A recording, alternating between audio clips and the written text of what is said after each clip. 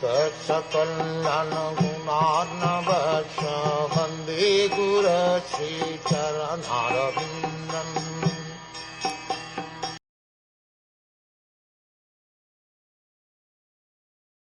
When, by mature understanding, one can realize his individuality, then the situation he accepts under false ego becomes manifest to him.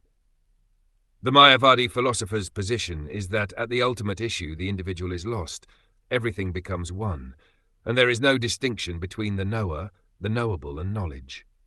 But by minute analysis, we can see that this is not correct. Individuality is never lost, even when one thinks that the three different principles, namely the knower, the knowable, and knowledge, are amalgamated or merged into one.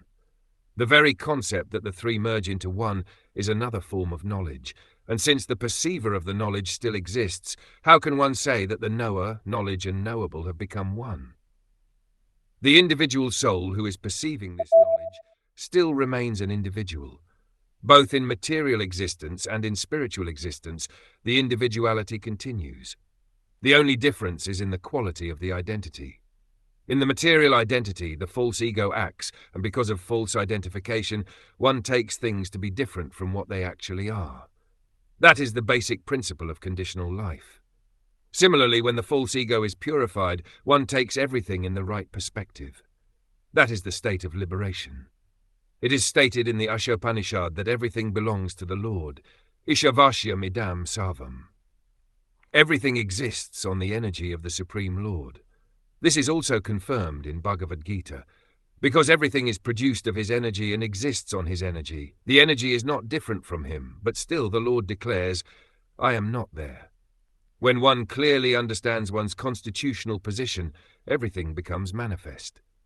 False egoistic acceptance of things conditions one, whereas acceptance of things as they are makes one liberated. The example given in the previous verse is applicable here.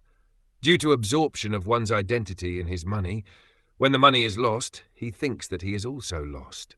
But actually, he is not identical with the money, nor does the money belong to him. When the actual situation is revealed, we understand that the money does not belong to any individual person or living entity, nor is it produced by man. Ultimately, the money is the property of the Supreme Lord, and there is no question of its being lost. But as long as one falsely thinks, I am the enjoyer, or I am the Lord, this concept of life continues, and one remains conditioned. As soon as this false ego is eliminated, one is liberated. As confirmed in the Bhagavatam, situation in one's real constitutional position is called mukti, or liberation.